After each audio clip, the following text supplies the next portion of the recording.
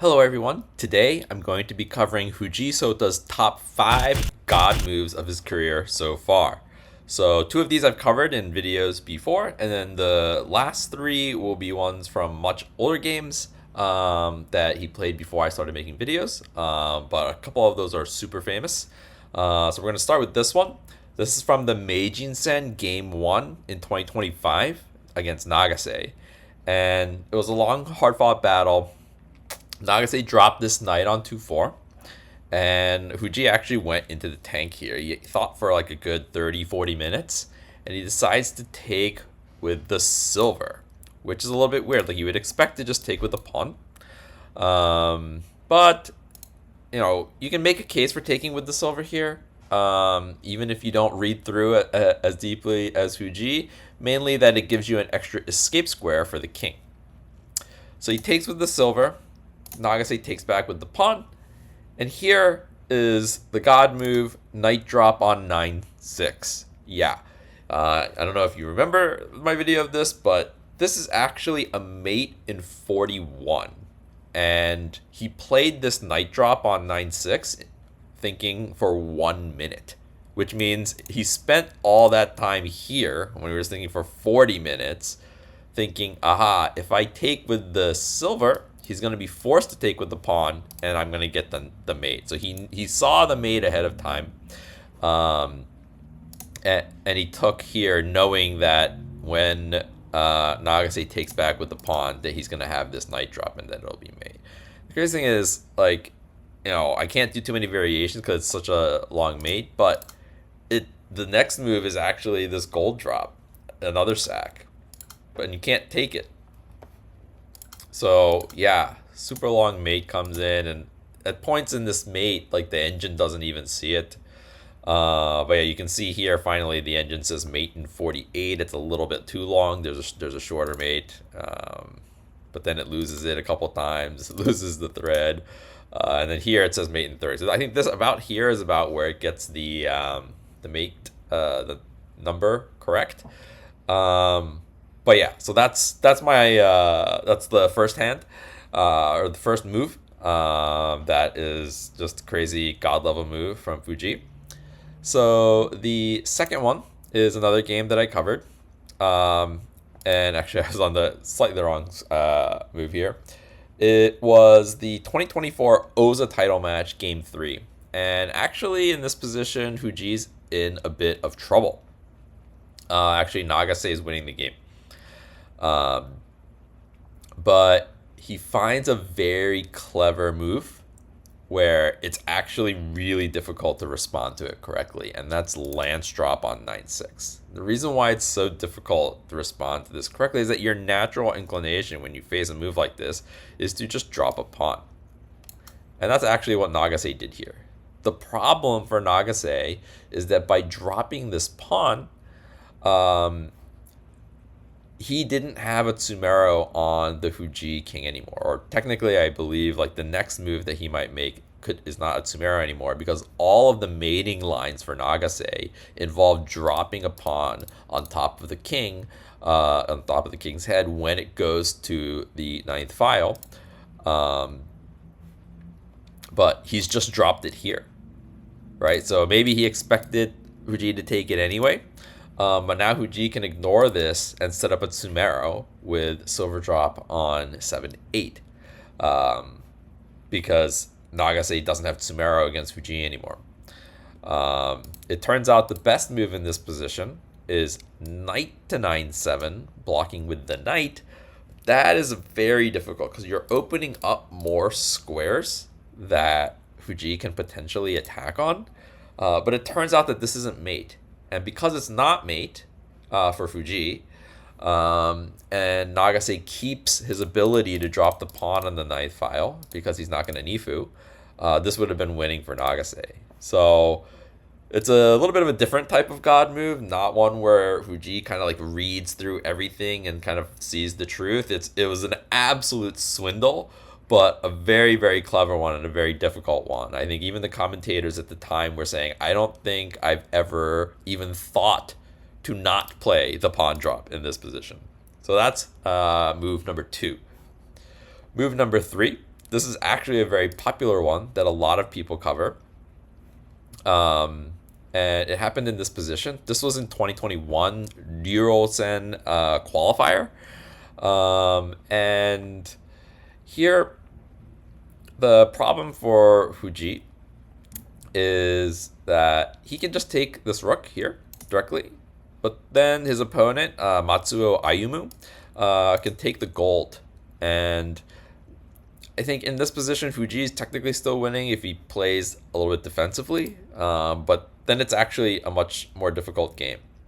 And the natural thing to do in this position, obviously, is to take this knight and promote your rook. But then Matsuo has a gold drop here, and this is basically a Hishi, and Fujii would lose the game.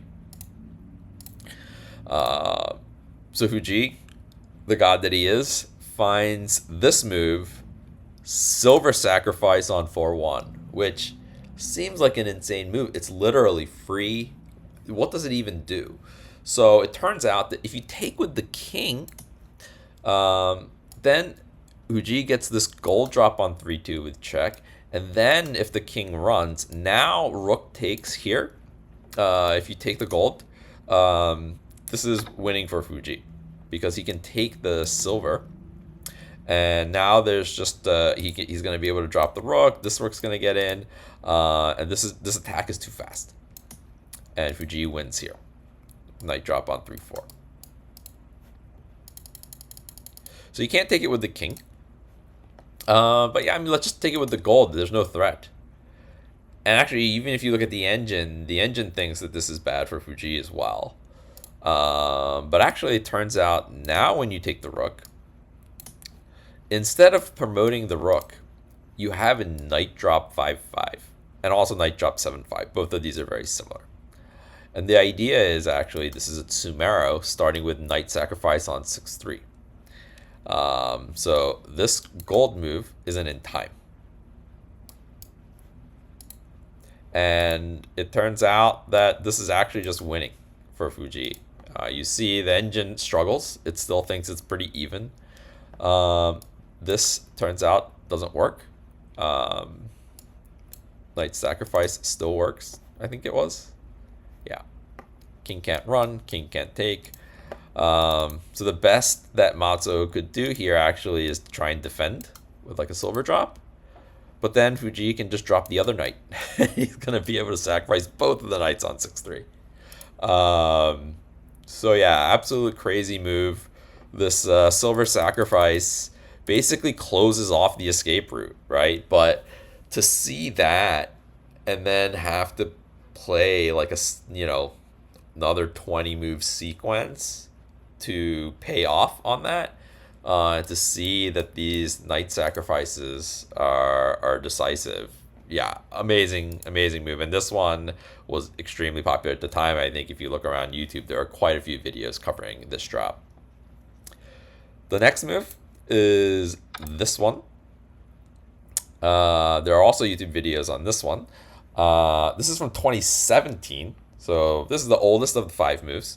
And it's from the Jun Isen, which is ranking league, group C2. So this is actually Fujii. I can't remember actually if it was Fujii's first or second time in C2 class. I can't remember if he was able to promote his first time. But this is like very, very early in his career. He was still a 4-dan. But he was on, I think this was during his like winning streak, the early winning streak that he was on, 20-something games. So if you look at this position, it was a pretty slow Gangi game, and they finally just got traded, and they're breaking through on the left flank on each other's sides. But actually, Fujii's kind of getting boxed in, right? This lance pawn combo is doing a good job, and this lance pawn combo is doing a job. So his opponent, his name is Takano Satoshi. I think he had to have been feeling pretty good here. I mean, how do you defend this pawn promotion? Okay, you're going to drop a knight back. You're going to drop a silver back here. Maybe you try and ignore it and counterattack with a silver, but it turns out that that doesn't work quite that well. But Fujii finds the absolutely disgusting move, knight drop on 9-7. What? He's not even going to defend the pawn promotion, and he's not going to fork the bishop and the rook. The idea of this is that, well, I'm not going to be able to defend this head on. So instead, while you're promoting, I'm going to take this lance. And then that's going to kill your attack. So Takano promotes. We take the lance. And you would think here, hey, now I get this free rook. But if you look closely, it turns out that this knight being on 8-5 and the lance that he just got in hand, if Takano takes the rook, lance drop on 6-4 traps the rook. The rook has nowhere to go. So yeah, you're going to lose one of these anyway. And now the toking is on the side of the board and it's too slow. So this actually didn't end up happening in the game. What ended up happening in the game is that Takano decided, okay, let me take the gold because it comes with check. But after gold takes, his attack is just completely gone. And now the silver drop is a giant threat. And now, he's coming in all over the place. And his king is completely safe. So what Takano tries to do instead is knight drop on 9-3. But Fujii's like, I'm just going to drop this lance anyway. Takes. And now Fujii finds the winning move, rook drop on 8-1. Your king is too exposed. This is covering your entire back rank, and you have no way to get to my king. And Fujii wins the game from here. Okay, so our last one. Move number 5. This one is I saved the best for last. I think is the one that impressed me absolutely the most, and it's in this position. So, A, this one the engine doesn't quite see it either, and B, when you look at it as like an amateur player, but all the pros commentating at the time, this is like a classic Tesuji, right, where you gonna sacrifice this pawn on top of the gold, and if they take it, you get the fork. And there's a silver here sitting on 2-2 as a hostage piece that he's gonna be able to take to drop over there. So everybody was just trying to figure out, where is he gonna run his gold? Is he gonna run to 6-1? Blocks this rook. Is he going to run to 7-2? That seems the most reasonable. The engine thinks that that's the best move. 5-1 feels a little bad. It kind of like blocks you in. So yeah, pretty much all of the conversations here, even from the engine, if you look, and also from all the pros, okay, like, where's he going to move the gold? Fujii plays gold takes the pawn. And you're just like, what? He's just going to get forked. Takes the silver. He goes ahead and takes the gold. Silver drop. And it was about here, I believe, once they figured out, okay, Fujii's not allowing the fork because he didn't see it, right? He must have seen something. And the amazing thing that Fujii saw from a distance is that here, he can run the rook by taking the pawn. If you take the gold here, it's actually mate, starting with bishop drop on 8-8. So you can't take the gold yet. But okay, like, let's just block it. Yeah, we're going to lose the silver. But, we can just block it again anyway, right? No big deal. Well, it turns out it is a big deal. Engine interestingly sees the best move, but it thinks it's an even game. But this is Fujii's brilliance. Sacking the rook, and after gold takes, knight to 8-5. You have to do something about this. You can't just ignore it. It's a tsumero. So you have to run the gold, but then tataki and pawn drop on 7-7. King runs, and then silver drop on 7-8. And here, it turns out Fujii is already completely winning. His opponent, his name was Ishida Naohiro, takes, but it turns out this runs into a mate already. After pawn takes on 7-8, promote. This is a mate in 17. King takes, knight drop on 8-6, gold takes, silver drop, knight takes, knight takes, king takes, and then a brilliant bishop sack on 6-6. And this, I believe, right around here. Yeah, so after this gold drop is where his opponent resigned the game. I mean, to even see this potential of, oh, what even happens if I take and let him drop this, right? Like, most people, as soon as they see, oh, he's going to fork my pieces, I don't want to do this. So they're not even going to read past this. The fact, not only does he read past it, but to then find this rook sack, I mean, the only piece anywhere near your opponent's king is this token. And somehow, there's this knight jump is a Tsumero. I mean, even the rook, even seeing rook take 8-6 is Tsumero, and that you can give up the gold. I mean, this is one of the most impressive sequences I've seen, and really just like, because he's not gonna allow this silver drop unless he sees this entire sequence. He needs to see that rook takes as a Tsumero, and then he needs to see that after pawn drop, take pawn drop, sack the rook, is winning. Like, what? This, yeah. So for me, this is the number one god move that I've seen Fujii make.